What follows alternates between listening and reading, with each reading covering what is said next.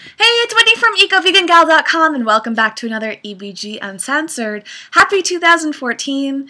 This is a video summarizing the things that have been going on since my last video. It'll have a little bit of the fitness side in it and a little bit about everything else. So, let's just start with fitness because I know a lot of you have been interested in that. I just came back from a 2-week vacation in Massachusetts with my family, which was wonderful, and there were many times during that vacation that I thought that I should be recording videos, and it just didn't happen.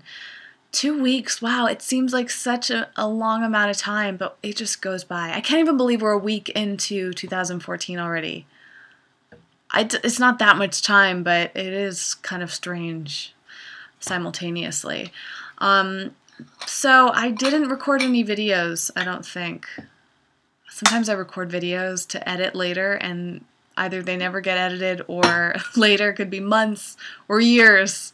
One of these days, one of my big goals is to get some editors involved with Eco Vegan Gal and just like edit everything and just put it all up there and have it done, because it's just nuts. Editing videos is so time consuming. Anyways, you've heard me say that many times. As far as fitness goes, I did kind of well, not kind of, but a lot less working out than I would like to have done. I brought my workout clothes to Massachusetts, and I had no plan for what I was going to do, but my mom said that she wanted to do something with me. I got my mom into Bikram yoga when I was living in Massachusetts in 2012, and gosh, 2012. Sorry. So she wanted to go do some sort of exercise with me, and I had been really into bar, as I've talked about in videos before. So I suggested we go take a bar class, and the best option was kind of expensive. It's a place called Pure Barre, which is a big bar franchise chain, I don't know what you would call it, but they're all across the country, and their classes are $23 each. Which seems like so much. That's like the cost of a Pilates class. Like, that's a lot of money. But I really wanted to do this with my mom, and by the time we ended up going, it had been several days at least since I'd worked out, and I was starting to feel like not so good. So I took her to a bar class, and it was so hard. It was, I don't know if I would say it was the hardest bar class that I've done, but it was pretty close. And I remember sitting there going, I don't think my mom's going to like this. But we came out of that class and she was like, that was so good. She was so excited about it and couldn't stop talking about it. Immediately went home and told my dad about it. And she was rearing to go again. So we ended up going 3 times total in the 14 days I was there. So not a ton, but I felt amazing after every class. And every class there worked my muscles in a different way. For instance, today I'm still sore from a class 2 days ago. My hamstrings are really tight. The very first class, my abs actually hurt, which I never experienced in bar, I don't think. And my back at one point. I don't know. It hit all these great spots, and every class was really challenging and great teachers, and it was really nice. So I highly recommend Pure Barre. Amongst the other bar studios I've been going to. I have another video to throw up on here at some point. Throw up. That doesn't sound very good, does it? I have a video to put up once I edit it at Pop Physique. I went there with my friend before I went on vacation. So I think I've been to 4 different bar studios. Physique 57, Pop Physique, Pure Barre, and then Yoga Works, which I will also be talking about soon. So I do like bar, but you know, I'm also enjoying at the yoga studio that I'm part of right now, just spreading it all out and doing a lot. Tomorrow I'm going to try my first TRX class, so I will probably be doing a video on it after that. Have any of you ever tried TRX? T-Rex, it almost sounds like TRX. It's supposed to be pretty intense, and yeah, I'm a little nervous, but it's all nice. I did a spin class, bar class, Pilates, just trying it all out, seeing what works, what feels best. So aside from that, I had a phenomenal 2-week vacation. One thing that was really nice was that first of all, I didn't have many plans. All I knew was that I wanted to go there and relax, spend time with my parents, and see my grandfather, which I accomplished all of that.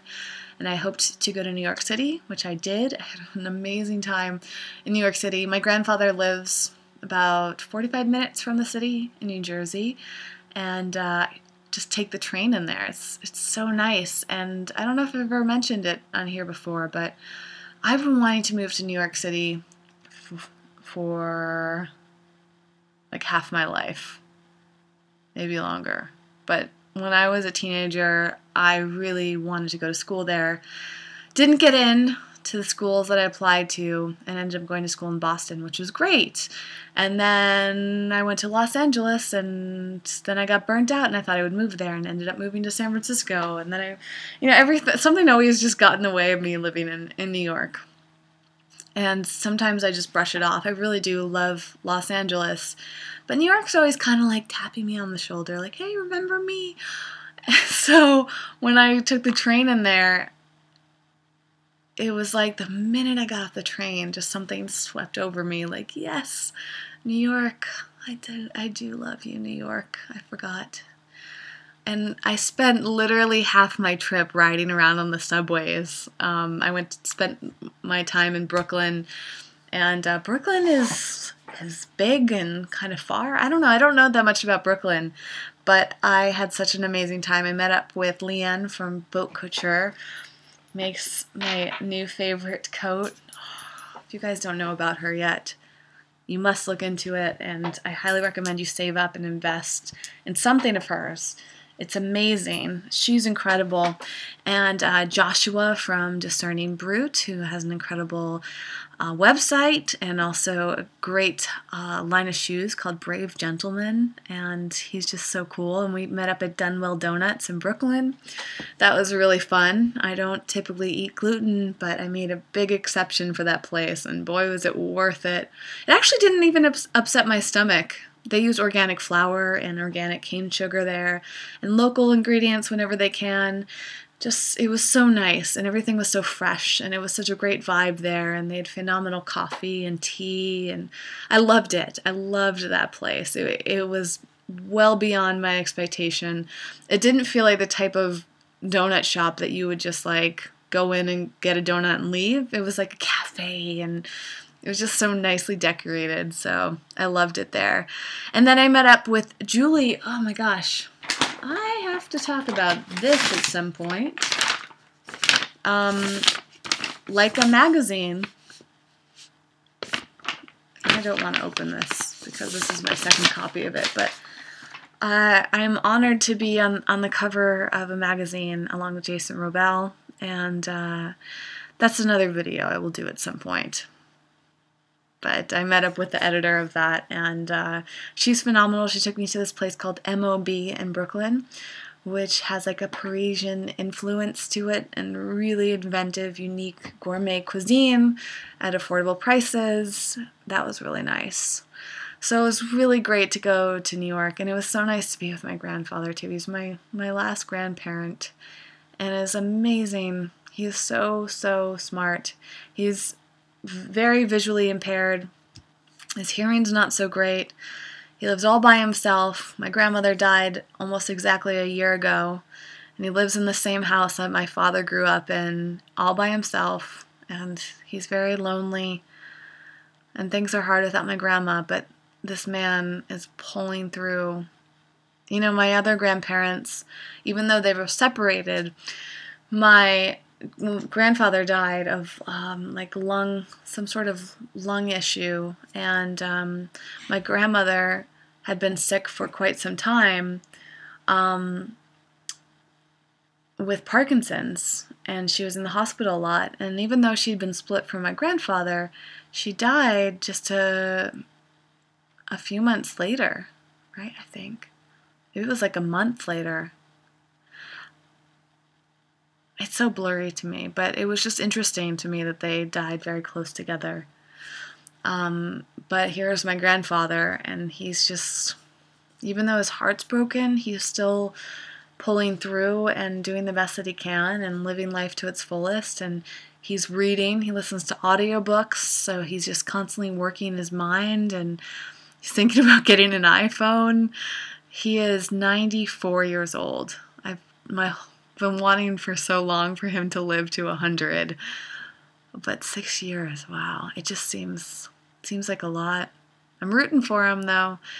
And I love seeing him and bringing him healthy food. He's obsessed with peanut butter, so I always bring him organic peanut butter. And he loves oranges, so I brought him some organic oranges. And I just love, he's always open to trying new foods, but definitely not interested in going vegetarian or vegan. But that's fine. He's 94. How amazing would that be if he decided to go vegan at 94 years old? Who knows? Maybe if I lived around there, I could just be like, yeah, sure, this is chicken. He can't see it, so how would he know? I wonder, that would actually be really interesting. I've always been kind of afraid to do that with him, but I wonder if he would know. Like, if I just started, like, replacing all the meat, be like, yeah, bacon, pork, So that, and then the part that made my vacation over the top was the day that I left was Christmas Eve. And it was early in the morning. I hadn't gone to bed. I pulled an all-nighter, as I usually do when I have early flights. And I was going through stuff, looking through my accounts and all of that. And I realized I had more money floating around than I expected to, due to a bunch of work I had been doing. And I just decided on a whim to see how much it would cost to fly my sister to see me and my parents. My sister wasn't planning on coming home for Christmas this year because it was a little outside of her budget, and it was also, she just didn't have a ton of time. But I ended up finding her a really affordable ticket, and I contacted her boss, and I just asked if I could surprise her with a ticket home, and her boss said absolutely. And so I bought my sister a very last-minute plane ticket, and, I don't know, it was probably like 10 hours later, she hopped on a plane. And the best part is we surprised our parents at dinner. She joined us at dinner, and we had an amazing meal together. My parents were just so ecstatic. And I got to spend 4 days with my sister, and we just hung out and just did practically nothing, which is another gift for her. She's a very hard worker, and it was incredible.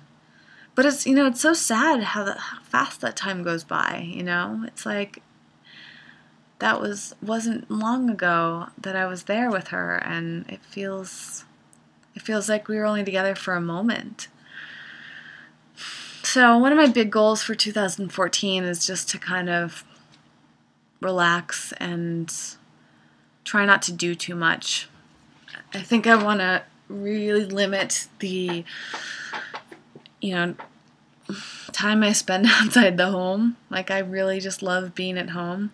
This morning I hung out in bed for like 3 or 4 hours and just read things on my iPad and watched things and just relaxed, and it really felt good. And then I got up and I felt energized, and I got a lot accomplished done work-wise, and I still had time to go to an event and hang out with my friends, and now here I am. So I think it's really important to just mellow out as much, because that personally helps me slow life down. I think when you're trying to do too much and cram too much in, it's just too much.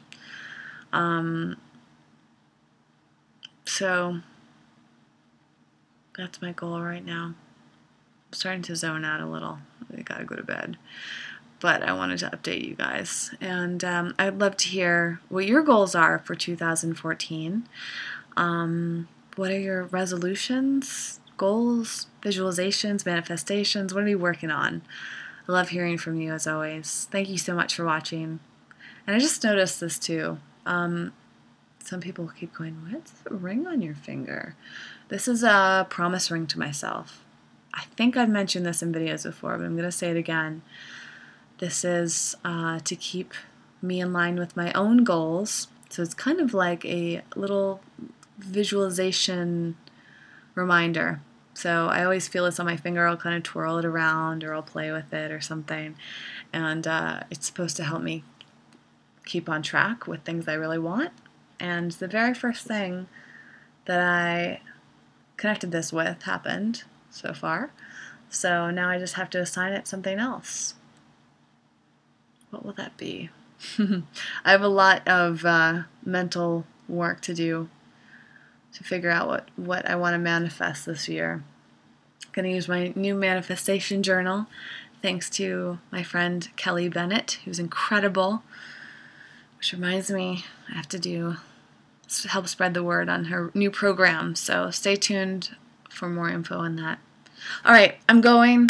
Thank you for watching. I'll see you guys soon. I've got a lot of videos to catch up on with you and get back on track with all the fitness stuff. Okay, looking forward to hearing from you in the comments. Bye.